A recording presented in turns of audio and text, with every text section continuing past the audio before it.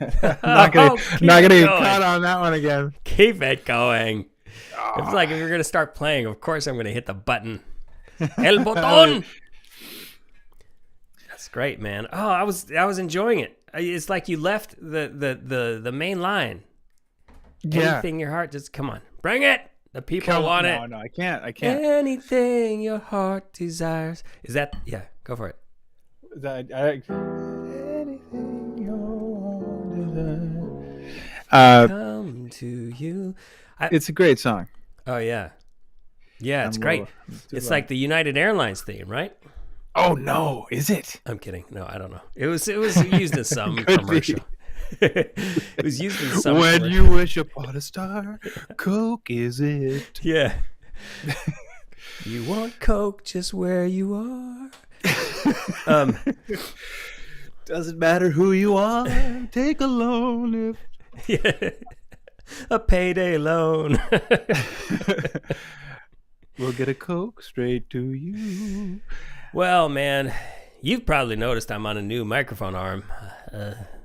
Oh Hold- wow! hold- Put it up higher. I want to Hold see your it. applause. It doesn't go up higher. That's kind of what's fun about it. It's this great, just buttery. What's fun about it is it doesn't do anything. it's very limited in its capacity. That's what I like about You know, it. I've got the one I've been on. It is fine. It's good because but it's one of these like old '80s lamp type of setups, and it's just like you wrestle it, and this one's just butter. Butter. You're talking about what I got going. Yeah. But I was really just appreciating mine. Just the You can't On make cue. this stuff up. mine was great. It's perfect. Boom. It falls out. Also, the ceiling tiles start falling on my head. Mike splits in half. You never say anything is good. It's just you're just asking for it. That's a very Jewish outlook. Or maybe it's more than just Jewish. No, it's also very waspy. And not that anyone is proud at this point of being waspy, but I will. But that much I'm proud of. No, not even proud. I'm ashamed to even say it. That I have any knowledge of such worlds. What was I going to say? That I had a thought today I wanted to talk about. Fine. It was about If you must. if you want to talk. It was thinking about, first of all, what is play, right? What is play? Play is it's active. You're doing stuff. They say that, play is how animals, think of puppies. It's how they learn about the world and about themselves and about others and where they fit in, and just like you naturally, and you're very active. And the point is that play accomplishes a lot of stuff. Play is actually a form of work. It's just a form of work that's fun. It's intrinsically motivated. No one's forcing you to do it, right? I'm liking where this is headed. So the question is this. I had my finger in the frame. Yep, there it is. The question is this. Why can't work be fun? In what ways does work benefit from not being fun? Because clearly there are benefits when work is fun. Like when work becomes fun, it seems like, creative, more sparks are flying. You've got more energy. There's a lot of benefits for when work is fun. But a lot of people think work is almost synonymous for not fun. Unfun. Like work opposite of equals fun. unfun. Like that's why they call it work. It's an antonym. It's of an fun. antonym. Fun, and then opposite is work. If anybody wanted to know what an antonym was, I'm just clarifying for the viewing audience. Right. So point being, what are the benefits of unfunness in work? And so the two thoughts that came to mind, clearly the best creative sparks come out of a sense of connectedness and I will dare say play or fun. Okay. But then there's drudge work, right? Then there's the stuff that sort of like, doing the dishes. But there's a fun antidote or a I, fun way of handling I dishes, s- which is, yeah, I sometimes like doing the dishes. oh yeah, it can be great to do it by yourself, but there are some things. Let's say there is something that there's an office, and Hmm. you know that some drudge work that needs to get done. You need to lick a bunch of envelopes. You sort of, let's get the person in the I mailroom to actually lick all that. don't You like totally that too? mind that either. Yeah.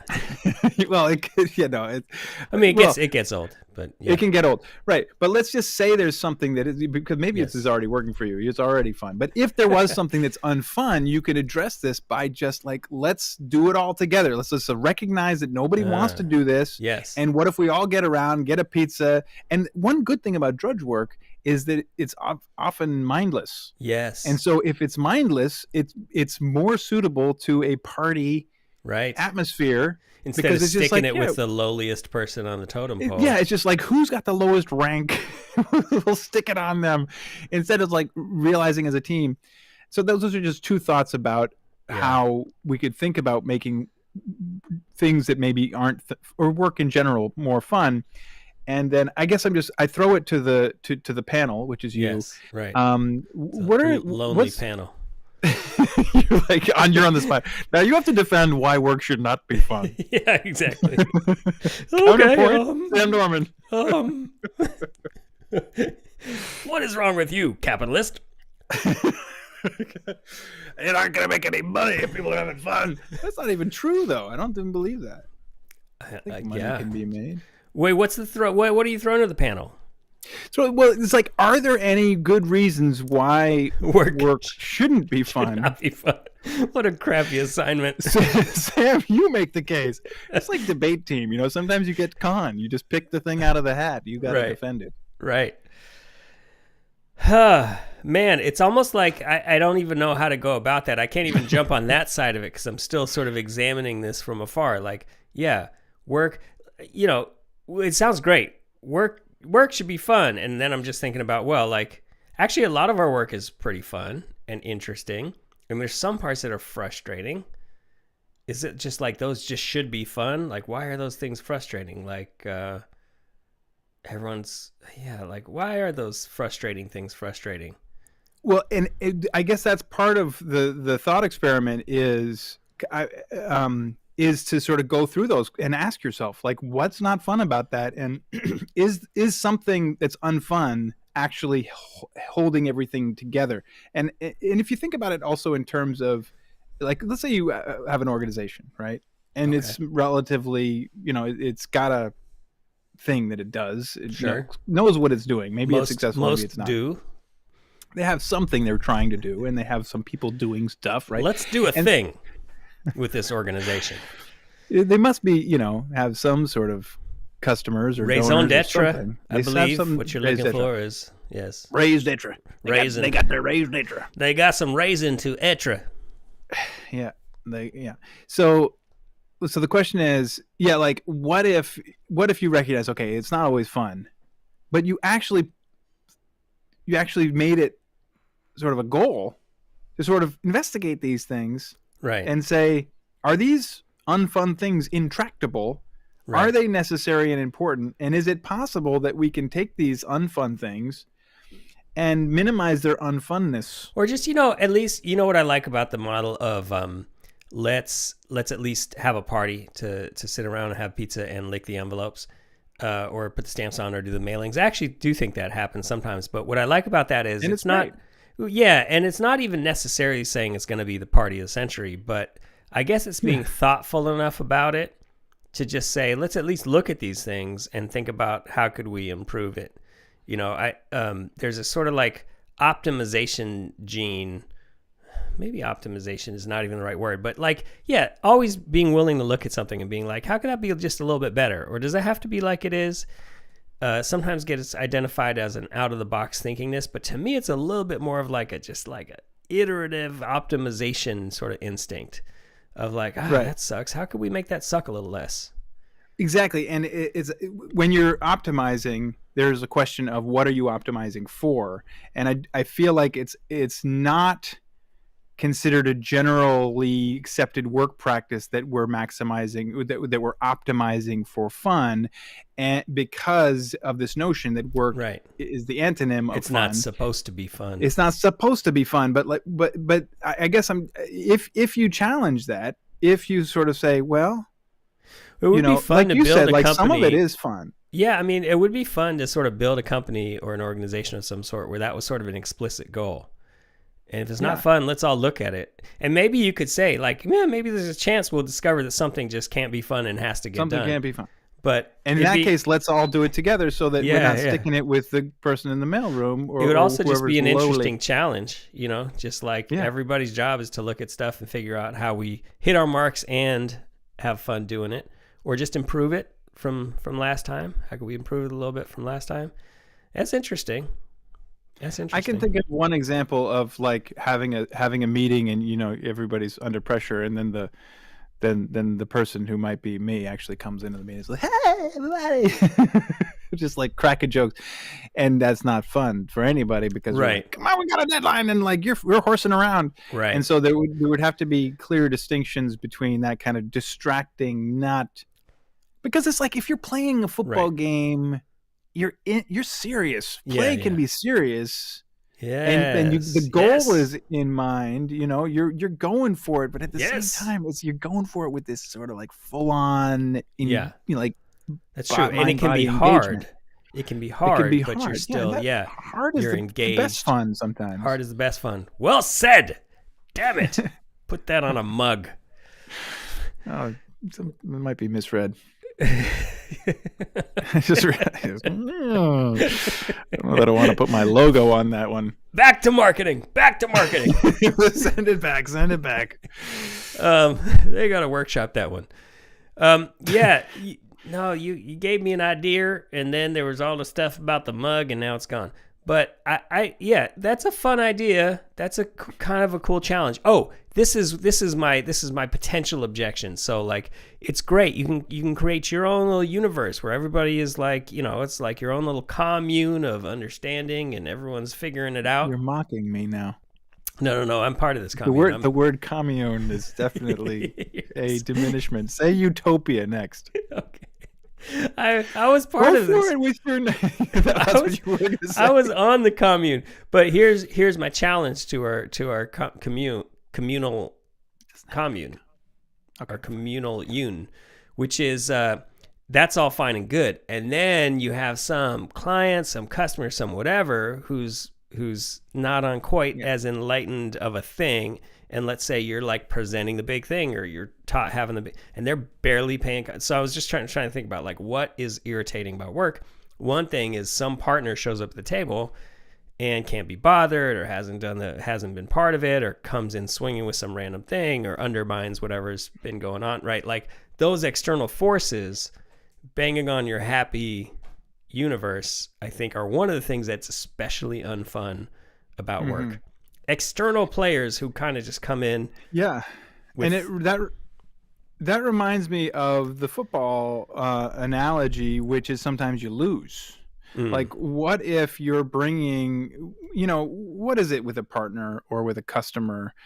You want your product or your whatever you're offering to them to be great. You want it to be a perfect fit. You're thinking about, and I would say the most likely thing that's going to keep you from even caring about whether it's a fit is if you are phoning it in, if you're not having fun with it, if you're sort of like, if you're not engaged in the game, then you're going to go and face that sort of opposing energy and get slaughtered because of the fact that you're not bringing your full engagement to it. But let's say as a team, let's say you had a team of so many people, and you sort of like, you pull this together, you're like, this is going to work. We're offering this thing that this client's going to want, or the customers are going to like it. And you offer it to the market or the customer or the partner, and they're yawn city. They don't care. They don't see what's great about it. It's like, I think then any football coach or any coach worth their salt is going to say, all right, well, let's look at how we could do it better, but like let's so some sort of optimistic frame of Or like, how let's we move can on and find get back to find a get back to what's fun. yeah, or like find a better match. Like maybe it's just a different client Yeah. or customer or whatever. I guess that'd be one way. So on the football analogy, the other team shows up and they're jerks and they're fighting amongst each other and whatever. You can still crush them because your team has cohesion and skill and you've been practicing well together or whatever. In the real world, you can't really crush them in that way and still win. I mean, you can't win. Everybody loses when someone shows up in a sort of a foul way. But I guess you could just say, all right, we're not going to play this team again, and go out and find a team that you have fun playing with or that's invigorating to compete against. I don't know. It's stretching a little bit, but I like it, man. I like it. No, I like it as it's an a good challenge. explicitly stated goal. Explicitly stated work goal is everything's on the table to be improved and be more pleasant, less frustrating. Well, but I think one key detail is though that if you have a football team and 6 of your players really, really would rather be playing cricket, Yeah. that's a bummer. And so it goes back to the thing that we say about everybody likes to geek out on something. You have to get the right geeks on your squad. Yeah. So paid for by Best Buy. Is that a squad? Geek Squad. Oh, Geek Squad. Oh, right. Sponsor us. No. Speaking of all this, you're doing your. Do you want to talk about your thing that you're doing? You're actually doing a thing. You're back up and running with an idea. Your hair is aflame. Do you want to talk about it, or do you want to keep it protected away from the prying eyes of the internet? Yeah, we don't want anyone to know about it. So this would be a good place to talk about it in that case. Hiding it in plain sight. It's the most brilliant plan ever. Who would have made it 15 minutes into this? Exactly. If people are worried about being surveilled. It's just like, you think anyone pays attention to anything? We're trying to give it away. Look at that. Yeah. Yeah, I don't know what I have to say about it except for Well, how's it feel to be doing a thing, to be having a thing, and to be back? Because I feel like a couple weeks ago you were kind of shoulder dragging without a thing. I do feel like I have a thing, and this is part of it. I mean, this whole work should be fun thing, I think, is coming out of this same project, both in how I want to do it and what its aim in the long run is going to be, about getting people together, about just about creating more local food, like actually coordinating people with lawns to just like talk about what they're doing and gather experts around so that more people can be helped achieve their home food growing goals, but with this narrative that's sort of it's the narrative which is sort of exciting, or not exciting, the narrative which is sort of funny because it sparks some interest, is so you imagine that in 3 years or something there's this sort of global financial meltdown and supply chains are all screwed up, and the ability to get food in the way that we currently get food is totally screwed up, right? And then you come back 3 years and you've had this, I think Cassandra was the mythical character who saw the future and then came back and nobody believed her. So it's like nobody believes you. But let's say you have this, and then we know that we're not going to have great access to food in 3 years.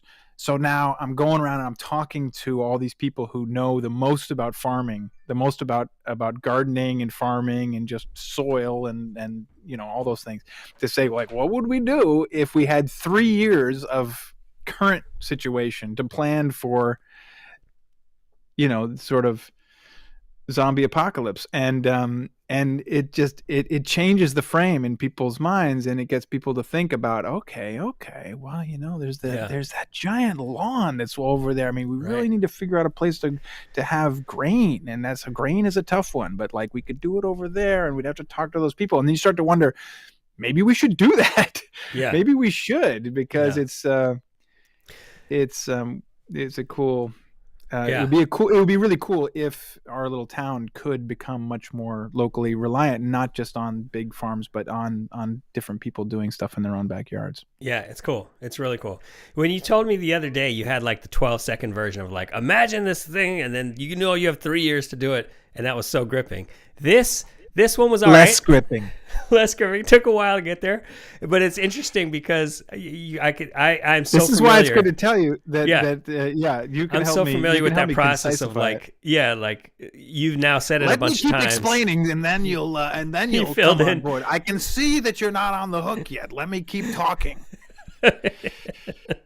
Yeah. But yeah, I think you're like, you could do like a few rounds. Just set up a camera on yourself and do a few rounds of the 10-second intro. I think 10 or less, and it's 10 good. or less. It's All right, so let me try good. it. Let It's me so just try good it by one more itself. Just like the We've got fun. 3 years. Yeah.